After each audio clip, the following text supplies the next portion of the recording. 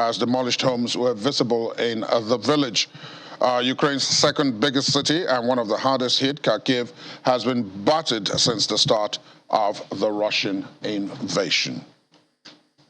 Let's talk now to Navy Commodore Olawunmi, who used to be Chief of Intelligence at the time in the Nigerian Armed Forces, and of course is a military expert and strategist. Thank you very much for joining us, Commodore Olawunmi. Thank you for your time. Thank you very much for having me. 10 weeks on with this situation in Ukraine, with the war, the invasion, whatever one wants to call it, did you think that 10 weeks on there would still be this battle in Ukraine? Yeah, thank you for that wonderful questions. Actually, as a military expert and looking at the strength of the Russians, I actually believe that by now the war should have been over. But, you know, in wars, sometimes never say never, because I'm surprised that the Ukrainians were able to actually withstand the Russians this much. And I'm not also surprised because I know they are getting helps from the NATO countries. The other thing, of course, at this point is that it is looking as if militarily, quite a number of people have considered that militarily this is almost at a stalemate, but there are pressures on both sides to accommodate peace. Do you think, given your own experience in the background, and you alluded to it when you talked about getting help, that one way or the other, either with the help of NATO and the EU, Ukraine could prevail, or the Russians are simply too strong, and that eventually some kind of accommodation will have to be come to by Ukraine, which gives Russia most of what it wants? Yeah, unknown to a lot of people following this war, they have to think about what happened during the Cold War era. This is going to be a long haul. This war is going to go a long haul because for the allies, I want to refer to the NATO countries as allies. I think it's an opportunity for them to decimate the Russian aggression.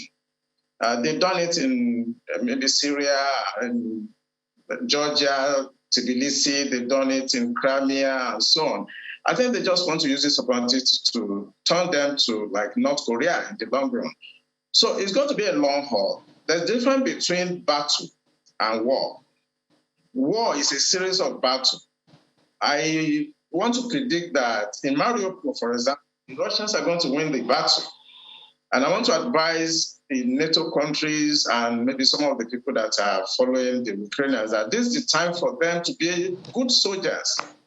A good soldier is that soldier that lives to fight another day. They should just surrender and try to see whether they can live to fight another day in Mariupol.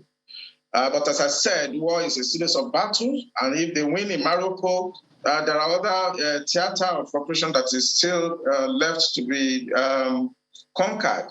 But believe me, this is going to be a long haul. It's not going to end soon. And I think the NATO are going to use this opportunity to actually put the Russians into where they belong. I think they return them to North Korea. The many people, of course, also following this war do not seem to bear in mind, and I bring this up because you're a Navy man. Russia has a very large Navy, and a very large Navy in that area, which was why the sinking of the flagship of the Black Sea Fleet was so important. Do you think that that part of the battle, the use of the Navy, we know that many of the missiles and the shells that are being fired into parts of Ukraine, including Mariupol, are coming from warships in the Black Sea. How important do you think a Navy is? And Ukraine doesn't really have much of a Navy to speak of. How important do you think a Navy is in this kind of situation? No, for Russians, you know, the Black Sea is their theater, and I think they need to hold on to the Black Sea for them to be able to actually, launch long-range missiles, the place of their choosing. But I must warn at this point that there's what we call revolution in military warfare. I mean, before we never knew that drones can be used in the way and manner it's being used today. So even though the Ukrainians don't have a strong navy or their navy has disappeared, I think the use of drone and especially kamikaze drones is going to be very, very useful in this theater. But I know that the Russian submarines and their heavy warships can actually do a lot of damage, to the Ukrainians if they don't have an answer to it. So I will advise the Ukrainians to use more of their drones and try to actually suppress the fire that will be coming from the sea. You referenced it in your answer to the last question, and that, of course, that's where the issue of drones comes in. The Air Force, there are those who say that he who controls the skies is in charge of the war and can decide when it is won or not. So far, it does appear as if the Russians have control of the skies, and that's why they're able to do so much damage in Ukraine. Nobody is able to compete. The Ukrainians as yet do not have enough to face them down.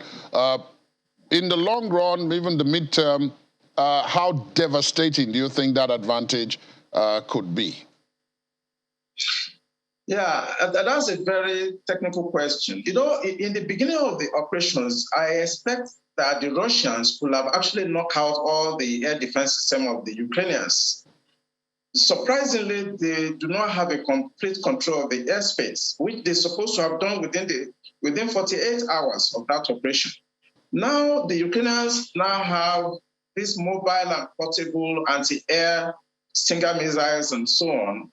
And with the NATO allies bringing in more weapons, sophisticated weapons now, I don't see how the Russians are going to have a complete control of that airspace. Remember that some of the old MiG from Poland are beginning to find their way into Ukraine. I must tell you that the Russians missed the opportunity to have a total control of the airspace of Ukraine, even though they dominated, but we've had a lot of success from the tactical unit of Ukrainian soldiers. And I believe that they are going to bog down the Russians so much so that in the next 10 years, Russians may actually go in the way of some of these North Korea and some of these pariah states. I think it was a mistake for Russia to do what they did. I know they are provoked by the NATO movements towards the east, but I think there are better ways of doing what they did, because look at the number of lives that have been lost. And I think that the opportunity is now here for Putin to find a way out. I know that he's waiting for May 9 to declare that he has, won this war, or to march on the street of Mariupol. But I think post May 9, I think he should try to give peace a chance. Otherwise, Russians are going to be sent to the third world level in the next 10 years. Because outside the war and the battle going on, the economic aspect is there. Russians are being isolated by almost everybody. And I think it's a matter of time that they're going to capitulate, It happened during the Gorbachev, and I think it's going to happen again. Let's look at this. Before I let you go, I want us to look at this strategically. And you referenced it also in your answer there. The Russians feel they are being encircled by NATO.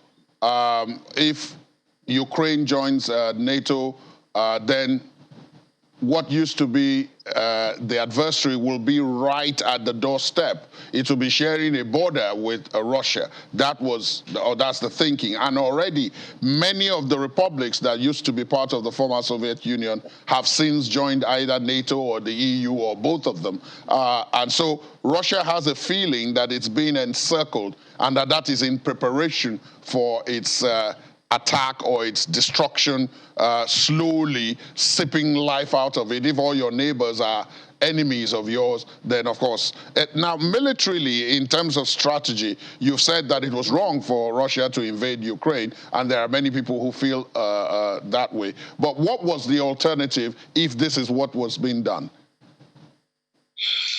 Yeah, the options are many. You know, outside the old Warsaw Pact and the NATO, we have new organizations that are actually, you know, sprouting up every day. You have the BRICS. The Russians have the opportunity to join strength with China, with Iran, and with some of these Asian countries and form a very formidable economic bloc and disregard whatever NATO is doing. Look at China. China is rising. China has never fought a war in the past maybe 50 years or more. So I don't know why Russia feels that going to war is going to find a solution. Of course, the objective is not going to be met because at the end of the day, he's going to be tied down in Ukraine. At the end of the day, he cannot win that war. You remember the Berlin War, the East and West Germany. In the long run, Indeed. whatever territory he has taken now will be taken back from him. So I think it's a wrong move. I think he could have developed his economy with China, with Iran, with some of these other South American countries that are actually disposed towards him, and go the China way. China is one of the the second largest world power today. They didn't fight any war. So I think the options are there, but I believe that in the long run, Putin may be giving Kennedy's treatment because he has crossed the red line by threatening with nuke. Once you do that, you are jeopardizing the entire security of this globe. And nobody's going to allow that to happen. During the Cuban crisis in 1963, Jeff Kennedy actually threatened with atomic bomb. And what happened to JFK? My prediction is that any leader that threatens the world peace with nuclear power is going to be given JFK treatments in the long run. So I think the way this thing is going to be resolved is going to be so easy that it's not the way we are looking at it. Because once Putin is out of circulation, I think there's going to be peace in Europe. Indeed. Thank you so very much, Commodore Olawunmi, for your time and for your perspective on the program this morning. Thank you for your time. It's my pleasure. Thank you. Still ahead on Russian invasion. Greenpeace protests against use of Russian gas at Spanish LNG plant. Details in a moment. Please stay on with us.